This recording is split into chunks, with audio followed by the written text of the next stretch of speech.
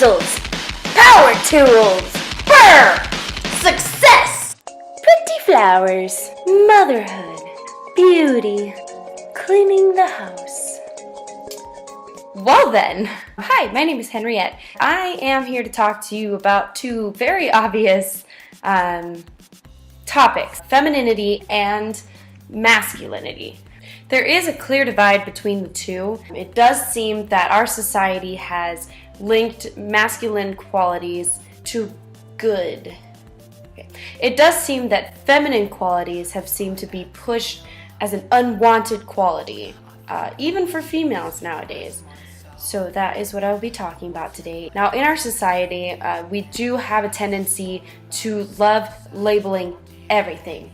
In a very, very gray area society that we live in, we do like to make everything black and white, male and female.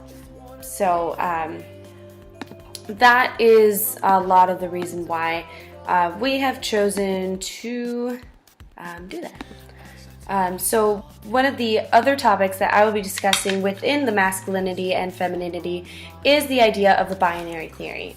Now, the binary theory does support the two-option system. The binary theory does state that there are oppositions in a system in which language, thought, or theoretical opposites are strictly defined and set against one another. So if there's one, there's an equal and opposite other, being masculine and feminine.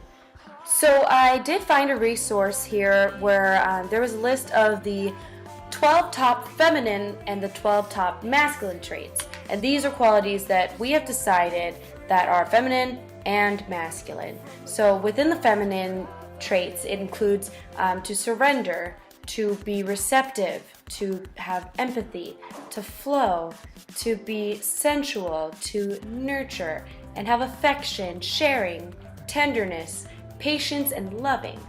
Now these all seem like great traits to me. I don't know why these traits are somehow perceived as softer or weaker and more unimportant to have as a quality, where men tend to be attributed with qualities like freedom, direction, logic, focus, integrity, stability, passion, independence, discipline, confidence, awareness, and strength.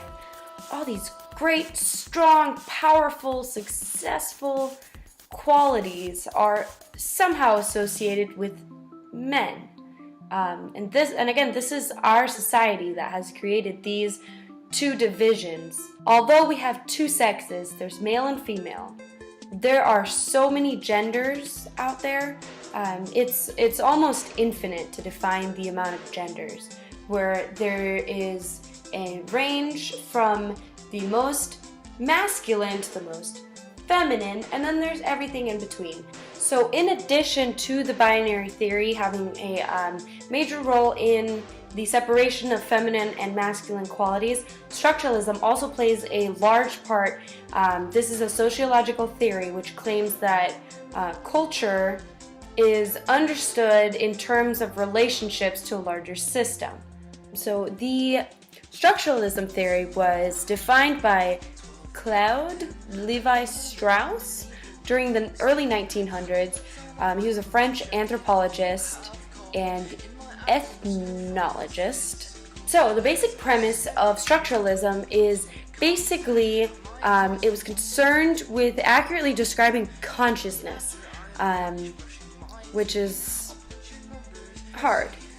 One of the more important categories to be discussed when talking about masculinity and femininity is stereotyping, which actually manifests from this. There is a lot of stereotyping about other things like race and ethnicity, culture, nationality.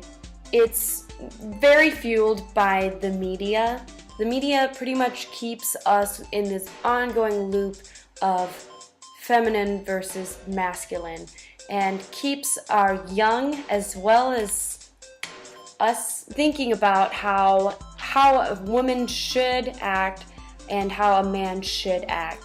Things that women should like, things that men should like. Children are actually raised to learn these masculine and feminine typical qualities.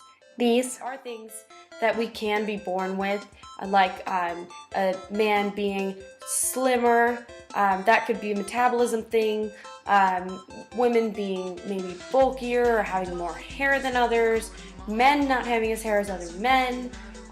These are all things that we kind of put into the masculine and feminine qualities based on the typical or the average of men in the past and women in the past and what qualities they have had physically. Now, as far as the mental game goes, those are things that we learn growing up, and those are things that are very, very influenced by media.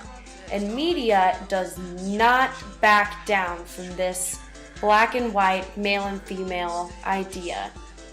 Now, there are some attempts from some companies to put out the ideas of the sexual fluidity that is now acceptable in our society in some places. But the majority of all advertising in movies, in music, in the celebrity industry altogether, a lot of those, they're sexualizing women, they're domesticating women, they're empowering men, and they are encouraging that old school roles of men and women. So being able to choose your train of thought growing up is very hard. With everything going on, media is constantly on everywhere in all countries around the world. So that is one of the main struggles when it does come to us growing towards equality and for the waves of feminism to continue on and to thrive. And I think that's it. Any questions? And this message was sponsored by Coca-Cola.